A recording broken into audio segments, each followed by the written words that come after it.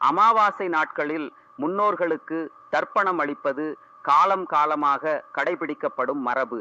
அதுவும் ஆடி, புரட்டாசி, தை அமாவாசை காலங்களில் முன்னோர்களுக்கு புனித நீர் நிலைகளில் நீராடி தர்ப்பணம் கொடுத்து படையலிட்டு வழிபடுவது சிறப்பு.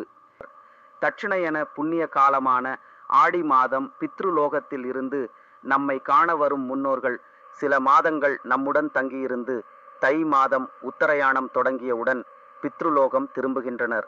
நம்முடன் தங்கியிருந்து நம்மை காக்க வரும் முன்னோர்களை வரவேற்கும் நாளே ஆடி அமாவாசை. நம்முடைய வேண்டுதலை ஏற்று நம்மை காப்பதற்காக புராட்டாசி மாதம் மகாலய பட்சத்தில் பூமிக்கு வருகின்றனர் என்பது நம்பிக்கை.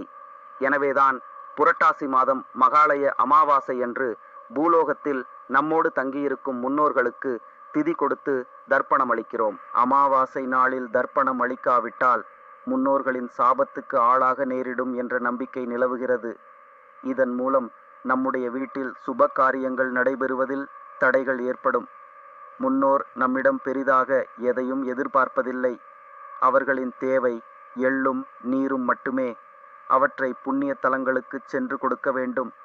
பல ஆண்டுகளாக மூதாதையர்களை நினைக்க தவறியவர்கள் ஆடி மற்றும் தை அமாவாசை தினங்களில் மட்டும் தர்ப்பணம் செய்தாலே அந்த ஆண்டு முழுவதும் அவர்கள் தர்ப்பணம் செய்ததற்கு சமம் என்பது முன்னோர் வாக்கு. பொதுவாக நாம் தர்ப்பணம் கொடுக்க வேண்டியவர்கள் 12 பேர்.